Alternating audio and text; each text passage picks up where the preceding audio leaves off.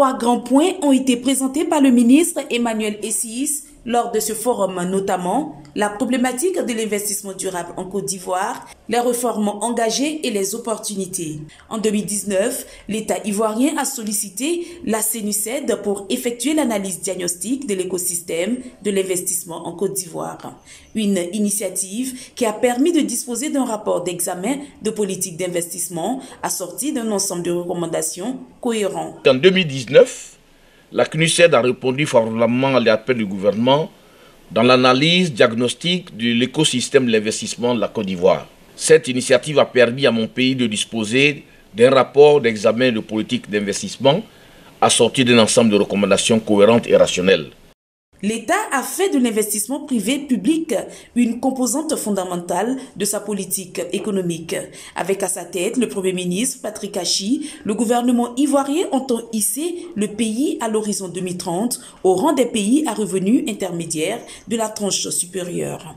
Mais pour y arriver, la Côte d'Ivoire a opté pour la mise en place de nouvelles politiques, mais aussi des réformes en adéquation avec les recommandations formulées par la CNUSED.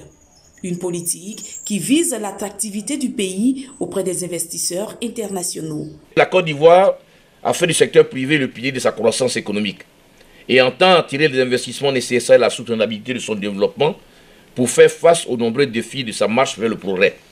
Notons que le forum a réuni les leaders mondiaux de la communauté internationale de l'investissement.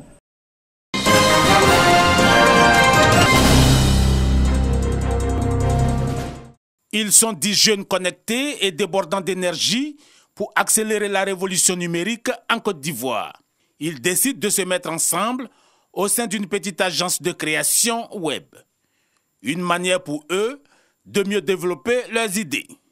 Depuis plusieurs années, ces innovateurs travaillaient à domicile. Nous étions employés dans les débuts dans une agence au plateau. Nous avons décidé de partir parce qu'on a compris le potentiel qu'on représentait. Développer de plus en plus d'applications est leur plus grand rêve, mais comment y parvenir?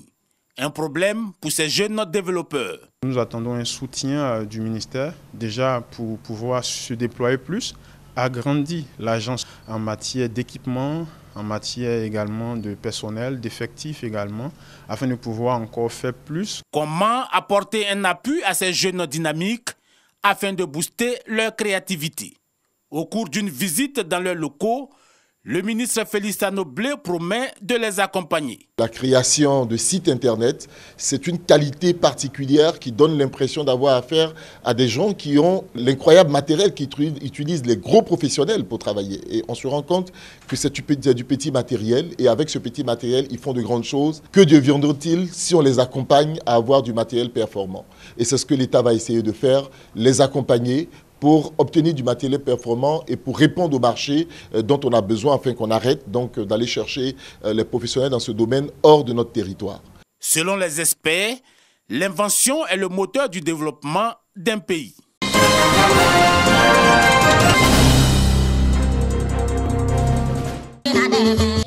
Ces pas de danse des parents et élèves pour traduire leur joie à la réception des kits et tenues scolaires ainsi que des chaussures. Un grand soulagement pour eux en cette rentrée scolaire. Nous sommes à Ponvogo, à 15 km de Korogo. C'est le don de Ibrahim Koulibaly, directeur de communication de la première dame Dominique Ouattara, à travers la fondation Tchépé de Ponvogo, avec le soutien de la fondation Children of Africa et de la mutuelle de développement du village de Ponvogo. Il s'agit pour le donateur d'aider les parents à faire face aux charges, également faire de l'école pour tous une réalité dans la région. Nous espérons que ces enfants-là pourront donc donner le meilleur d'eux-mêmes, que la communauté éducative pourra également donc s'investir pour produire donc des résultats de qualité. Au titre des dons, cette bicyclette également destinée à 7 élèves de Ponvogo admis à l'entrée en 6e pour faciliter leur déplacement. Leur collège étant situé à Koni, à 6 km de leur village. Le corps enseignant aussi n'a pas été oublié. Il bénéficie de matériel pédagogique. Le premier responsable de l'inspection de l'enseignement primaire de Korogo Nord traduit toute la gratitude des parents et des enseignants à la fondation Tchépé. L'État ne peut pas tout faire. Et c'est ainsi qu'on a besoin de l'accompagnement des personnes physiques et morales pour booster nos actions sur le terrain. Et c'est en cela que je félicite la Fondation Képé pour cet accompagnement qui permettra d'améliorer la qualité de l'enseignement et qui permettra également d'améliorer les conditions de travail. Pour permettre à tous les élèves de l'école primaire publique de Pont-Vogo d'être assidus au cours, la mutuelle de développement du village, en partenariat avec la Fondation Tchépé, a offert des vivres à la cantine scolaire, essentiellement du riz, du sel, de l'huile et de la tomate concentrée.